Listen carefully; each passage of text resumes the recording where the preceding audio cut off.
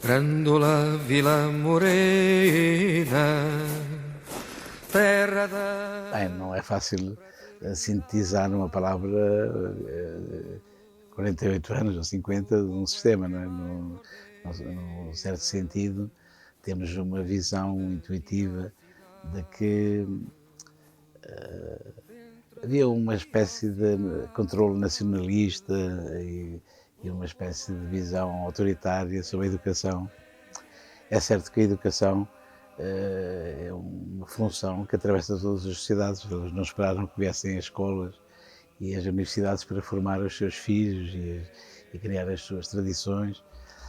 Mas é verdade que existe uma educação informal que tem a ver com aquilo que ocorre na vida e uma educação formal, neste caso, muito determinada por uma certa visão do Estado, centralizada e hierárquica, e que tendia a ter um conjunto de diferenciações que acabavam por ser prejudiciais entre a formação elementar, por exemplo, na escola primária, e a formação complementar e depois a universitária. É evidente que cada uma delas cumpria algumas das suas funções. A universitária, apesar das imensas dificuldades, sempre produziu boa ciência, mas eu diria que, apesar das alterações que eram necessárias introduzir, que acabaram por ser introduzidas, eu diria que o grande problema foi a generalização da educação, ou seja, na escola primária e depois no liceu, sobre os quais havia uma preocupação menor ou pelo menos não uma atenção suficiente. Correspondia a uma certa visão do país, como eu dizia, muito nacionalista, que tinha a ver com a defesa das tradições, um certo medo do conhecimento, a ideia de que o que vinha do exterior era perigoso, e tudo isso criava mais do que regras muito formais, uma espécie de ambiência pouco propícia para uma educação formal, avançada e moderna. Na medida em que havia uma atenção excessiva a tudo o que tinha a ver com a educação e a outras dimensões também, mas a educação era um caso evidente, a formação superior ou científica ou avançada era altamente controlada, como vocês podem imaginar. Portanto, havia uma estrutura altamente hierárquica que vinha desde o governo e que passava pelas reitorias e chegava depois às faculdades e ao próprio funcionamento da instituição enquanto tal. No sentido em que, por exemplo, os reitores eram nomeados pelo Ministro da Educação. Não adivinham da própria vida das instituições como tais. Mas a lógica da governança é uma lógica muito de cima para baixo, de, de, de, de rígida hierarquia, no sentido de tentar controlar tanto quanto possível o sistema de formação, que em si mesmo não é fácil de controlar, como se imagina. Quando uma pessoa se apaixona por saber ou começa a saber, é difícil depois limitar a nossa curiosidade por continuar a saber, ou querer saber mais, ou querer saber qualquer coisa de novo. E, portanto, tudo isso tinha que conviver de uma maneira muito complexa. A Revolução primeiro mudou completamente a sensibilidade geral sobre a educação. Não é? A educação era qualquer coisa que se tornou num problema político e público muito importante, até porque chegamos a 25 de Abril de 74 com uma taxa de analfabetismo imensa, com uma formação totalmente insuficiente ao nível do ensino secundário, do ensino complementar, e com uma universidade altamente fechada sobre si própria, centralizada nas grandes cidades, como Lisboa, Porto e Coimbra, que tendia a fechar o sistema de formação sobre si próprio. E eu diria que um dos efeitos principais da Revolução foi, antes de mais, perceber o imenso problema político e público que é a educação e a necessidade de encontrar novas vias para responder a alguns problemas que eram evidentes, como seja o déficit de formação. Por outro lado, para nos integrar melhor na formação mundial, a ciência não tem língua nem país, a ciência baseia-se num valor universal que é o da verdade, e, por outro lado, para garantir que as populações mais desmunidas tivessem um acesso tão universal quanto possível ao ensino, e isso foi uma luta dura que se começou a travar e que foi durando até hoje. Há uma tendência para defender a autonomia das universidades, o facto de que seja um espaço de saber, baseado na livre investigação, procurar as vias do saber, não aquilo que está feito, que está tradicionalmente aceito, mas aquilo que está a fazer-se, aquilo que significa que a ciência produz qualquer coisa de novo, de necessário. Exato, nesse sentido, a democracia alterou radicalmente essa lógica muito mais repetitiva e tradicionalista de transmitir conhecimentos para uma lógica de procura de novas formas de saber, novas formas de investigar e, fundamentalmente, nova abertura ao mundo. Isso, evidentemente, reflete-se nos currículos, primeiro, pela sua maior abertura ao panorama internacional, que o país estava muito fechado sobre si próprio, não é? E receando permanentemente. O saber não podia ficar limitado às portas da fronteira ou da língua, etc. E, portanto, sempre houve essa necessidade profunda de desenvolver o saber. O que se libertou foi um conjunto de constrangimentos muito fortes que realmente impediam que essa relação plástica e fluida com o que estava a fazer no mundo, na Europa, nomeadamente, fosse mais facilmente aceita em Portugal ou integrada em Portugal.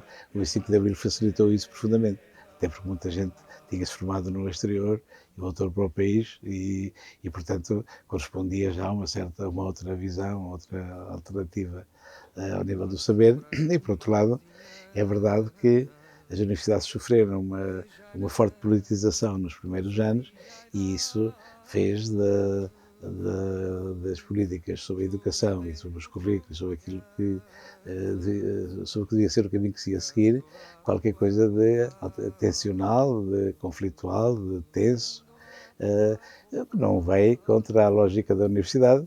Não é? Isso correspondia realmente a uma necessidade que na Revolução se sentiu de romper com essa estrutura altamente tradicionalista e repetitiva.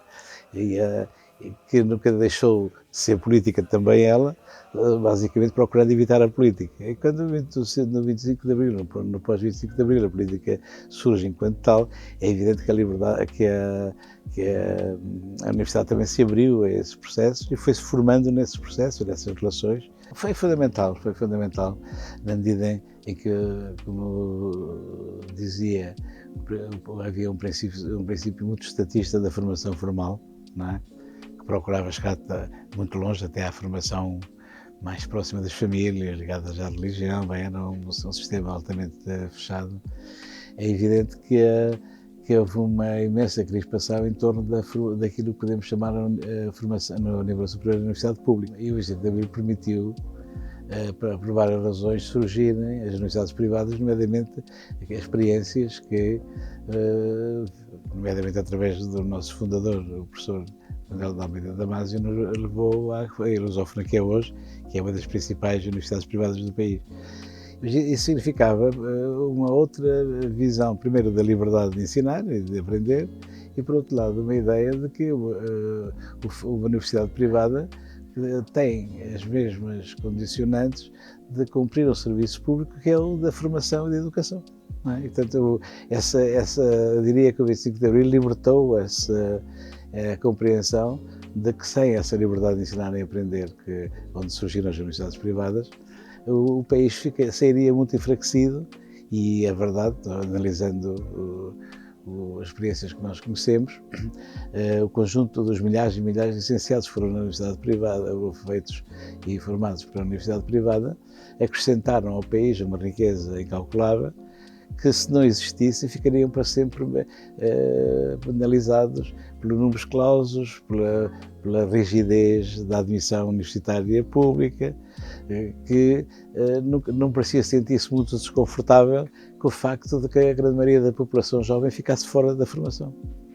E para nós isso era um escândalo, e a ideia da universidade privada era justamente universalizar o ensino, universalizar a educação e não deixar que ninguém ficasse para trás. E nesse aspecto o 25 de Abril deu-nos força, entusiasmo e ânimo para fazer o nosso trabalho. A Universidade de Lusófona é um espaço livre e democrático de formação. O que é que isso significa? Que nós temos o nosso sistema de governança e de estruturação da nossa forma de gerir, a ideia de que todos contribuem para que a instituição seja uma instituição que cumpra o seu dever. E o seu dever é que a formação, neste caso superior portuguesa, se estenda ao máximo possível à população e que contribua para as nossas diversas atividades do país, económicas, políticas, sociais e outras, que seja vital. É evidente que isso implica uma organização interna forte que respeite as diferenças também. Nós temos feito uma série de esforços muito sistemáticos ao nível de garantir seja a igualdade de género, seja a igualdade de oportunidades, o respeito das diferenças. Somos bastante, eu diria, ativos contra tudo aquilo que põe em causa esses princípios. Não é? Na nossa universidade, tudo que as experiências que ponham em causa a dignidade do outro, seja a nível da cor, ou ao nível da crença, ou ao nível do género, são por nós totalmente recusadas. Queremos mesmo que as pessoas se sentam cada uma aqui como aquilo que são absolutamente numa comunidade que quer caminhar em conjunto e não quer deixar ninguém para trás nesse sentido. Há pessoas que não estão bem integradas, nós pretendemos que estejam bem integradas. Isso implica que temos um conjunto de sistemas formais e informais para garantir que essa igualdade de oportunidades, de género, de identidade, funcione. Por outro lado, também garantir o respeito por cada uma das funções, desde os funcionários até aos professores e a sua maneira como eles se integram na universidade. Por outro lado, passa também pela nossa relação preferencial, uma com a África e o Brasil.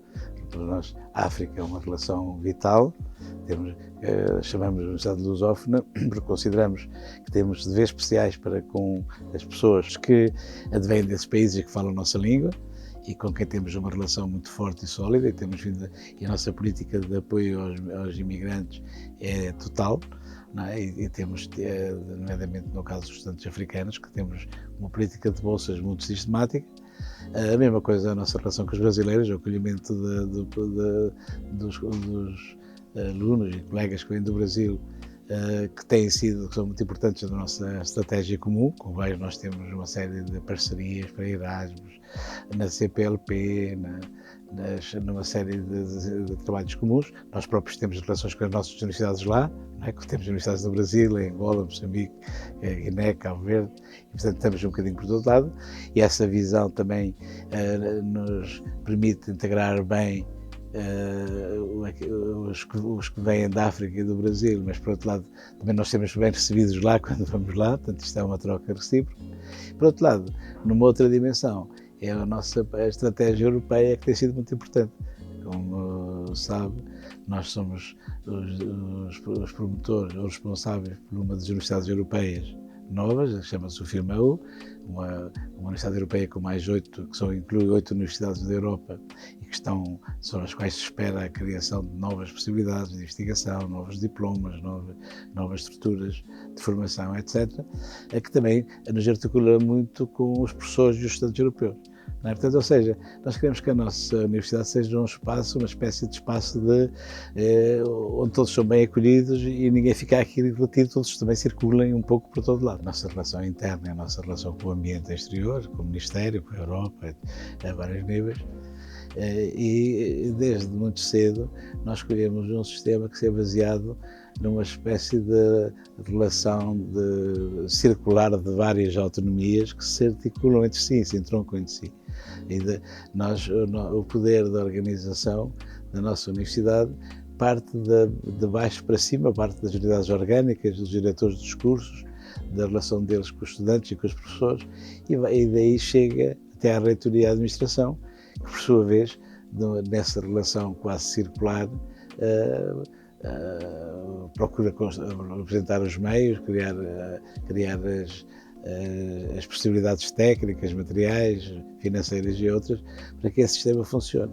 Eu diria que nem é bem um sistema de inversão do sistema hierárquico tradicional